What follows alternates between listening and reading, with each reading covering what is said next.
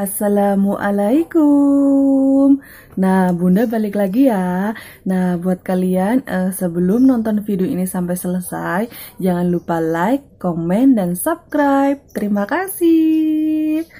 Nah, di video kali ini Bunda bakal ngejelasin ciri-ciri sperma encer.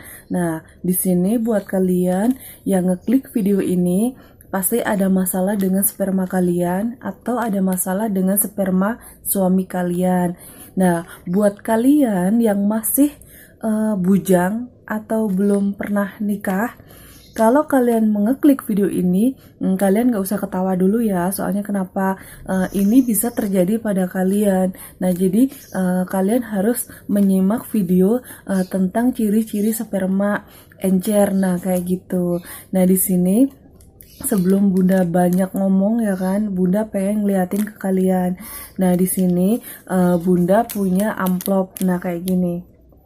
Ini adalah amplop hasil lab ya kan, hasil lab suami aku ya kan, tentang analisa sperma. Nah, kayak gitu. Nah, ini sperma. Nah, ini apa? Waktu itu tahun 2018, Bunda sama Ayah itu datang ke laboratorium kimia farma, terus kita menganalisa sperma Ayah. Nah, kayak gitu. Nah, di sini aku bakal ngeliatin ke kalian isi dari amplop ini. Nah, berhubung ini udah lama jadi agak lecek ya. Nah, kayak gitu. Nah, di sini bisa kalian lihat ya. Nah, di sini ini adalah hasil analisa sperma suamiku waktu itu, waktu program hamil si Bintang. Nah, di sini tertulis yang ngerujuk kita untuk ke laboratorium kimia farma. Nah, di sini tertulis Ibu Murni ya kan. Nah, jadi Ibu Murni yang merujuk Ayah untuk ngecek atau menganalisa spermanya. Nah, kayak gitu. Nah, terus di sini tertulis tanggal sampling yaitu tanggal 8 bulan 3 tahun 2018. Jadi ini udah 2 tahun yang lalu ya. Nah, terusnya lagi kita itu datang, di sini tertulis kita datang itu jam 10.55. Jadi sekitar jam 11 kurang 5 menit. Nah, kayak gitu. Nah, terus di sini hasil analisa sperma Ayah kalian bakal aku bacain ya. Nah, di sini keterangan sampel ya kan. Nah, di sini keterangan sampel, di sini tertulis lama menikah, lama berpantangan, tempat pengeluaran, cara mengeluarkan, kelengkapan, dikeluarkan pukul berapa, sampai ke laboratorium itu pukul berapa. Nah, kayak gitu. Nah, jadi tempat pengeluaran itu yaitu di KF Bogor. Nah, cara mengeluarkannya itu dengan cara masturbasi. Nah, kayak gitu. Terus kelengkapannya lengkap ya, maksudnya mungkin ada surat rujukan. Nah, kayak gitu. Nah, kebenaran waktu kita dirujuk sama Bu Murni itu nyuruh kita untuk milih pengen menganalisa sperma itu di mana. Nah, waktu itu Bunda pengennya di lab laboratorium kimia farma. Nah, kayak gitu. Nah, terus di sini tertulis ya kan, dikeluarkannya itu pukul 10.55, jadi 11 kurang 5 menit. Terus sampai di laboratorium itu pukul 10.58. Nah, kayak gitu. Nah, terus di sini tertulis pemeriksaan makroskopik. Nah, di sini penampilan, jadi spermanya Ayah itu penampilan atau warnanya itu putih keabuan, terus viskositasnya encer. Nah, jadi di sini dari hasil laboratorium analisa spermanya Ayah, di sini spermanya itu terbilang spermanya encer. Nah, terusnya lagi di sini tertulis likuifikasi. Nah, di sini 15 menit. Terus baunya khas, pH-nya 8.0, terus volumenya itu 5.0 ml ya, mili atau apalah, kurang paham ya. Nah, terus di sini pemeriksaan mikroskopik. Nah, di sini konsentrasi sperma 17 juta per ml. Nah, di sini ya. Terus per mili mungkin ya maksudnya. Terus jumlah total sperma 85 juta per ejakulasi. Nah, kayak gitu. Nah, terusnya lagi di sini tertulis motilitas atau 1 jam setelah ejakulasi. Jadi ini 1 jam setelah dikeluarin. Jadi di sini tertulis ada berapa poin ya. Di sini bergerak progresif cepat itu 0,0%. Jadi yang geraknya cepat itu nggak ada. Terus bergeraknya lambat atau progresif lambat itu 51%. Nah, terus bergerak di tempat itu 29%. Terus tidak bergerak atau mati mungkin ya. Di sini 20%. Nah, morfologi jadi di sini tertulis normalnya itu 32%.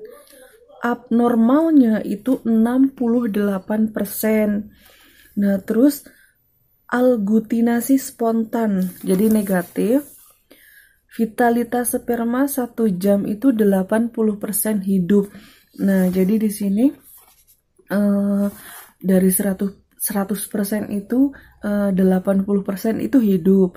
Nah, cuman berpersen-persennya ini ada yang bergerak di tempat, ada yang geraknya lambat, terus ada yang tidak bergerak alias mati, terusnya lagi bergerak cepatnya itu nggak ada. Jadi buat kalian yang lagi program hamil, kalau seandainya sperma kalian ini bergeraknya itu nggak cepat atau lambat, jadi di situ bisa dibilang sperma kalian itu encer. Nah, tapi kalian nggak usah khawatir ya, sperma encer itu bukan berarti nggak punya anak. Cuman di sini kalian harus berusaha gimana caranya kalian itu menormalkan sperma kalian itu agar sperma kalian itu berkualitas. Nah, kayak gitu. Nah, terus di sini juga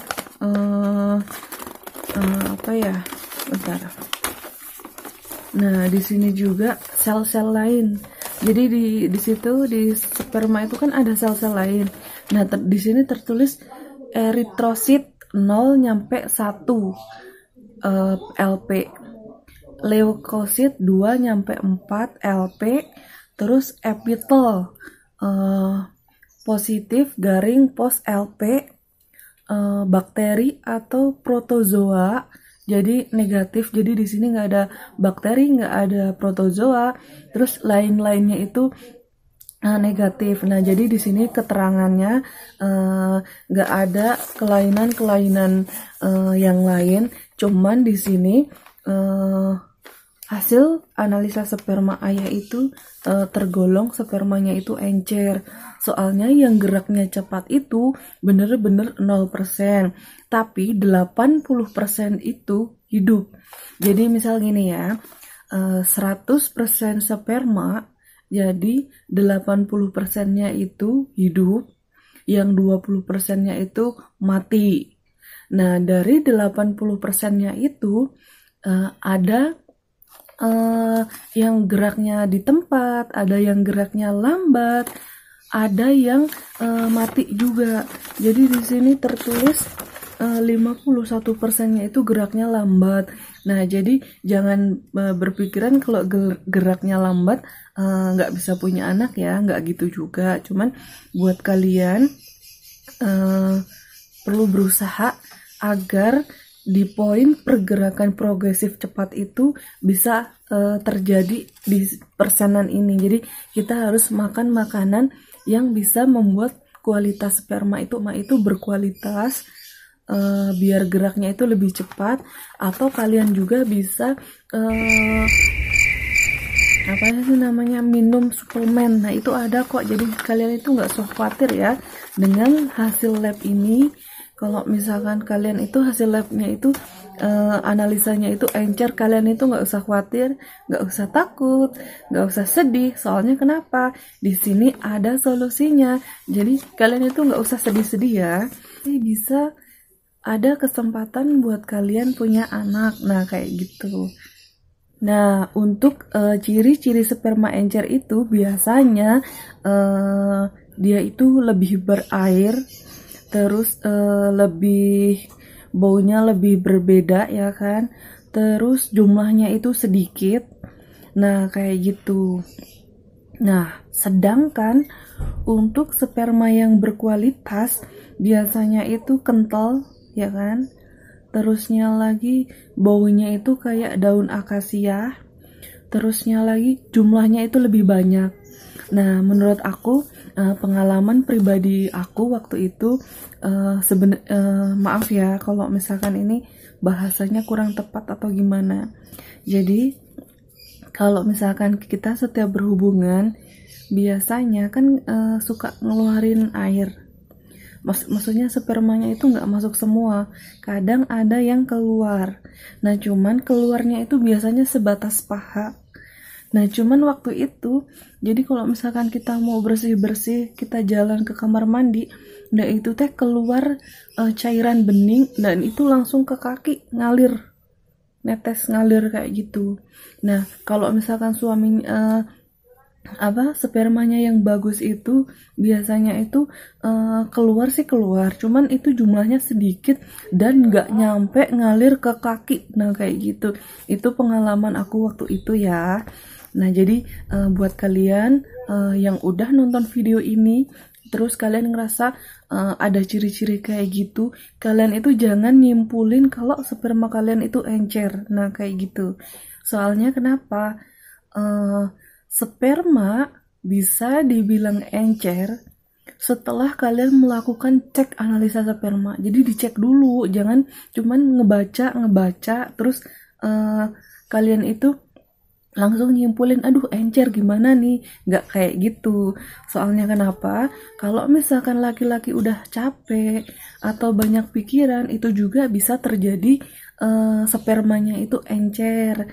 Nah, kayak gitu. Nah, terusnya lagi buat orang yang spermanya encer tapi terus-terusan encer, itu masih bisa dibenerin dengan cara kalian menerapkan pola hidup sehat. Misal kalian itu berhenti ngerokok, kalian itu nggak minum minuman alkohol, kalian nggak minum obat-obatan yang bisa membuat sperma kalian itu encer. Nah, kayak gitu. Terus kalian juga bisa makan makanan yang bisa membuat sperma kalian itu berkualitas. Terus juga bisa minum suplemen atau obat yang bisa membuat sperma kalian itu berkualitas. Jadi buat kalian yang udah melakukan tes analisa sperma dan hasilnya kalian itu termasuk spermanya encer, kalian itu nggak usah khawatir, nggak usah sedih, nggak usah galau. Soalnya di sini ada obatnya, ada solusinya. Nah, kayak gitu. Nah, terus yang lagi buat kalian nih ya yang sekarang lagi program hamil, sperma encer itu bukan berarti nggak bisa punya anak. Kalau yang ada pemikiran spermanya encer terus nggak bisa punya anak, itu salah banget. Bener-bener salah banget. Jadi di sini kalian cuman berusaha gimana caranya sperma kalian itu berkualitas, yaitu dengan cara tadi kalian bisa makan makanan yang bisa membuat sperma kalian itu berkualitas. Kalian juga bisa menerapkan pola hidup sehat. Terus kalian juga bisa berhenti merokok, berhenti ngopi. Nah, kayak gitu. Buat kalian yang udah mengetahui hasil lab kalian itu misal spermanya encer, nah kalian bisa makan makanan yang bisa membuat sperma kalian itu berkualitas. Misal kalian bisa makan paprika, bisa makan bawang bombay, kalian bisa makan semangka, kalian bisa makan belut. belut yang masih setengah mateng. Terus kalian juga bisa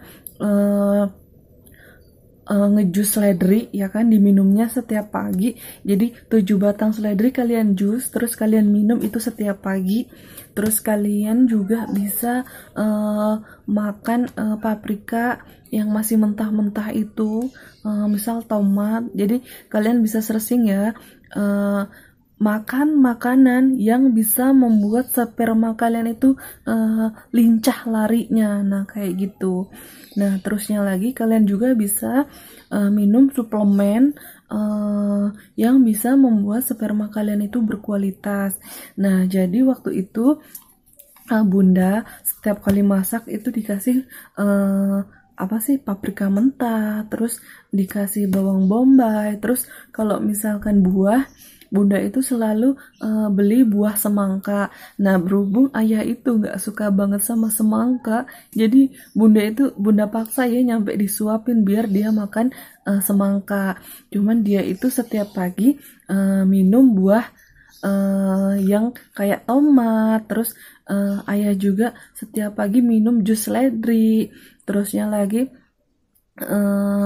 apa sih namanya, minum suplemen juga. Nah kayak gitu. Nah cuman di akhir cerita, jadi di akhir waktu terakhir bunda apa sih namanya berusaha biar spermanya itu berkualitas. Jadi ayah itu selama 4 bulan dia itu minum rebusan buah juriat. Nah bener-bener gak pernah putus, siang sama malam selama 4 bulan. Jadi ayah itu minum selama 4 bulan rebusan buah juriat. Nah sedangkan bunda waktu itu karena mensnya bermasalah, jadi karena mungkin saking stresnya mennya itu bermasalah, kadang men, kadang enggak, kadang mennya itu sedikit. Jadi bunda konsultasi ke dokter dengan cara diterapi hormon selama berapa siklus. Nah sedangkan ayah dengan meminum buah juriat selama 4 bulan.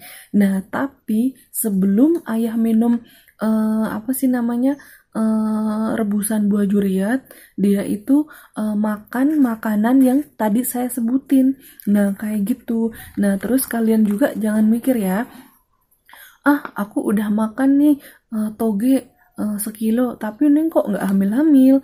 Aku udah makan semangka tapi kok belum juga hamil. Nah kalian itu salah ya. Jadi kalau kalian lagi berusaha ngobatin atau pengen menormalkan kualitas sperma, jadi minumnya itu jangan cuma sekali minum. Jadi kalian itu bertahap ya kan, selama berbulan-bulan, selama berbulan-bulan kalian itu minum yang tadi aku sebutin. Jadi nggak yang cuma sekali makan terus sperma kalian itu langsung berkualitas. Itu nggak banget ya. Jadi perlu berproses. Nah jadi waktu itu ayah prosesnya agak lama ya. Jadi selama 4 bulan itu dia minum rebusan buah juriat. Terus sebelum minum buah juriat dia juga makan makanan yang bisa membuat sperma itu berkualitas. Nah terus kemudian setelah aku selesai terapi hormon, terus aku minum asam folat, nah udahlah, terjadilah bunda itu hamil. Jadi di sini intinya sperma encer itu bukan berarti nggak bisa punya anak, masih bisa punya anak, tapi kalian itu wajib berusaha gimana caranya sperma itu jadi berkualitas. Nah kayak gitu. Nah terusnya lagi kalian pasti bertanya-tanya kan, analisa sperma itu harganya berapa sih? Nah di sini bunda mau ngasih tahu ya, harga waktu kita menganalisa sperma itu waktu itu di sini. Nah di sini coba kita lihat. Nah itu waktu itu tuh 300.000 ya.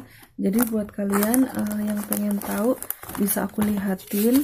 Nah di sini ada bukti pembayarannya. Nah Kimia Farma ya. Nah di sini tertulis 300.000. Nah kayak gitu. Nah jadi waktu itu bunda kan datang ke laboratorium, terusnya lagi di sana kita dikasih kamar, atau mau dikeluarin pakai cara masturbasi tadi itu juga bisa. Jadi kalian jangan mikir aduh cara ngeluarin spermanya gimana ya. Jadi di sana itu disediain kamar, jadi kalian itu bisa berhubungan di sana. Cuman kalau misalkan suaminya pengen ngeluarin sendiri, di situ juga ada tempatnya. Nah waktu itu kan dikasih gelas. Nah spermanya itu dikeluarin terus dikasih gelas, terus dibawa ke laboratorium, dan itu nggak bisa langsung diambil, perlu berproses. Jadi selama 3-4 bulan itu selama 3-4 jam kita itu nunggu. Nah jadi kita nunggu, gak bisa langsung diambil, jadi kita pulang dulu setelah 3-4 jam baru kita ambil. Jadi waktu itu hasilnya kita ambil sore dan bisa diambil hari itu juga ya. Cuman kalau misalkan di rumah sakit bunda nggak tahu ya, soalnya itu laboratorium kimia farma, yaitu buat kalian yang tinggal di Bogor pasti kalian tahu. Jadi laboratorium kimia farma itu letaknya di deretan sekitar BTM, nah kayak gitu. Nah di Bogor, nah kayak gitu. Nah di sini intinya buat kalian yang hasil analisanya spermanya itu encer, kalian itu nggak usah takut, nggak usah sedih, nggak usah panik. Kalian itu baik-baik aja dan kalian itu bakal bisa punya anak. Cuma kalian itu harus sabar, terus harus ikhtiar dengan cara makan makanan yang bisa membuat sperma kalian itu berkualitas, atau minum suplemen. Terus terapkan pola hidup kalian yang bagus. Jangan tidur terlalu malam, nah itu juga kurang bagus. Nah kayak gitu. Nah, buat kalian yang lagi promil, yang belum pernah ke dokter, sebenarnya kalian itu sebenarnya takut kan? Takut, aku juga ngerasain sih. Jadi waktu mau ke dokter itu sebenarnya aku takut, misalkan ada yang kurang dari diri aku bakalan malu sama suamiku, atau bakalan nggak enak. Nah itu buang pikiran-pikiran kayak gitu. Jadi kalau misalkan kalian udah menikah, kalau emang suami kalian itu sayang sama kalian, kalian itu nggak usah takut ya. Kalian itu nggak bakal ditinggalin cuman gara-gara ada kekurangan di diri kalian. Nah di sini seandainya kalian juga misal bermasalah, di sini tuh ada obatnya, ada solusinya. Terus kalian juga punya Allah. Jadi kalian itu nggak usah khawatir, nggak usah sedih, nggak usah panik. Terus tetap berdoa. Nah kayak gitu. Nah, bunda pengen cerita sedikit ya. Nah, jadi waktu itu kan sebenarnya waktu pengen promil juga, bunda itu kayak yang takut ada sesuatu di diri bunda. Cuman udah mantep, udah yang pokoknya ikhtiar, pokoknya berusaha. Jadi aku sama suami kan ke dokter, kita dicek dan semuanya itu bertahap ya. Terus kemarin aku juga pernah denger dari orang yang kemarin kan dia 17 tahun belum punya anak, tapi dia punya pemikiran gini, kalau pergi ke dokter cuman ditakut-takutin aja. Nah itu menurut aku itu pemikiran salah. Jadi dokter menganalisa sesuatu itu, jadi dia dicek dulu ya pakai alat yang di zaman sekarang ini alat itu bermacam-macam dan canggih-canggih. Nah kalau misalkan udah dicek, terus baru dokter bisa nyimpulin kalian itu ada sesuatu, dan dokter juga langsung bertindak, diobatin dengan cara-cara yang mereka tahu. Nah kayak gitu. Jadi buat kalian yang punya pemikiran dokter itu nakut-nakutin, mohon maaf, aku gak setuju ya soal itu, karena aku udah ngebuktiin ya. Jadi dokter itu menganalisa sesuatu tuh berdasarkan dicek dulu. Nah terus ada yang bilang gini, kan kalau misalkan promil itu nggak yang langsung hari itu langsung dicek semuanya, enggak. Jadi itu bertahap. Misal datang dulu dengan di USG dulu, terus dikasih penyubur, besoknya datang lagi dengan analisa sperma, besoknya datang lagi kalian bisa di HSG, atau kalian bisa dilihat sel telurnya. Nah kayak gitu. Bukan berarti hari itu juga langsung selesai, nggak kayak gitu. Jadi berproses. Jadi buat kalian yang dokternya maunya duit, jadinya disuruh ke situ, nggak kayak gitu. Jadi gini ya, dokter itu misal nih kita datang ke sana, terus kita dicek, kita langsung dikasih misal penyubur. Nah kalau misalkan dikasih penyubur belum sukses juga, dia dianalisa sperma.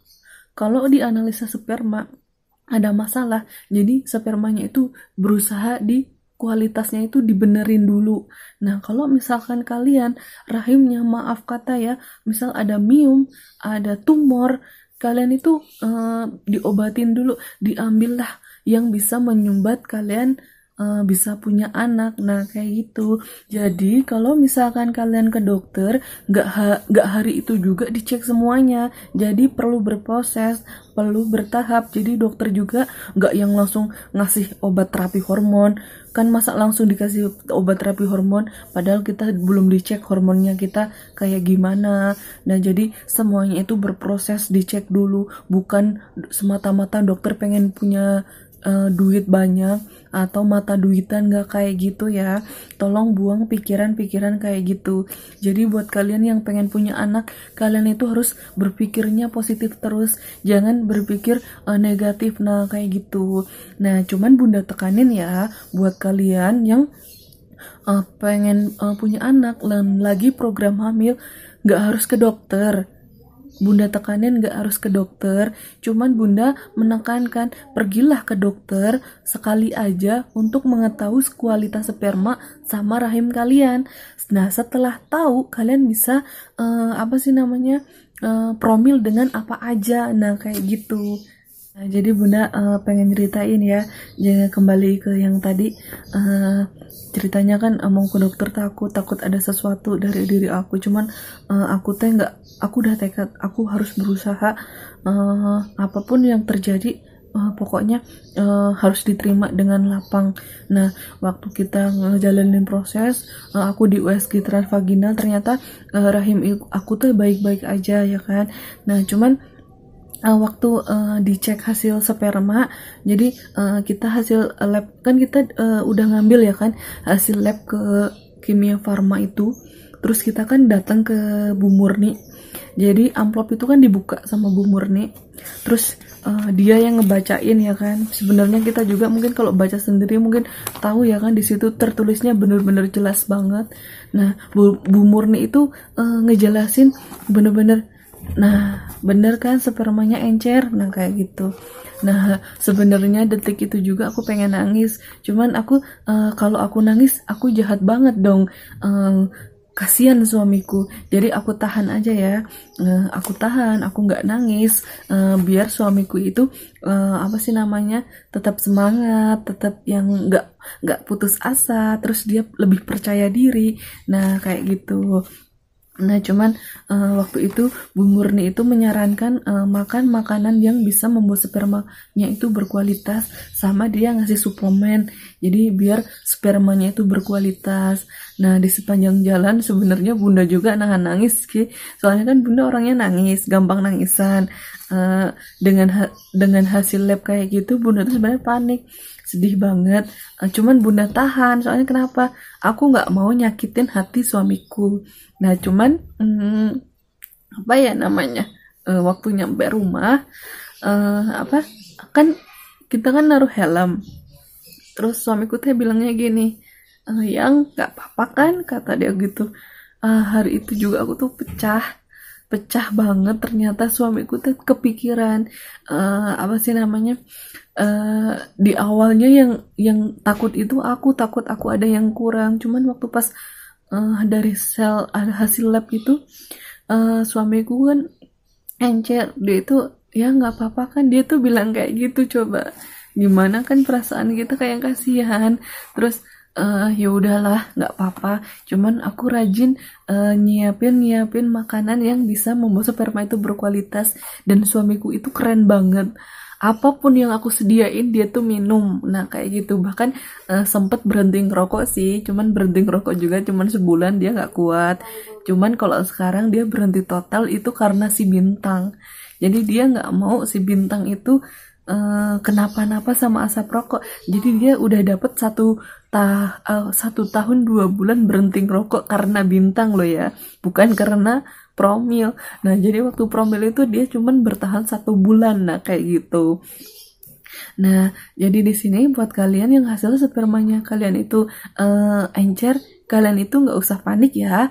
Aku udah ngebuktiin, suamiku juga udah ngebuktiin. Sekarang aku punya bintang. Doain ya, semoga bintang jadi anak yang soleh, anak yang baik, anak yang patuh sama orang tua. Nah, jadi kalian pokoknya semangat terus, jangan putus asa. Kalian itu baik-baik aja. Jadi kalau misalkan kalian berpikiran sperma encer itu nggak bisa punya anak, itu salah banget. Bener-bener salah banget. Kalian cukup berusaha sedikit aja dengan makanan yang aku sebutin tadi atau dengan suplemen. Terus kalian itu harus percaya diri ya. Nah terus buat istri nih ya, yang suaminya itu hasil labnya itu spermanya encer, kalian itu harus bikin suami kalian itu lebih percaya diri. Nah waktu itu kan apa sih namanya, mens aku kan bermasalah. Jadi aku konsultasi ke dokter. Nah, waktu ke konsultasi ke dokter yaitu dokter Arisan Jaya, yaitu dokter di Rumah Sakit Juliana. Dia kan ngebaca ya kan, ngebaca hasil lab ini. Ini sebenarnya udah lama banget, cuman kita itu satu berkas yang waktu promil itu dijadiin satu. Jadi setiap kita kemana-mana itu langsung kita bawa, jadi bisa kita liatin ke yang dokter yang lagi megang kita. Nah kayak gitu. Jadi kata dokter Arisan Jaya kan baca.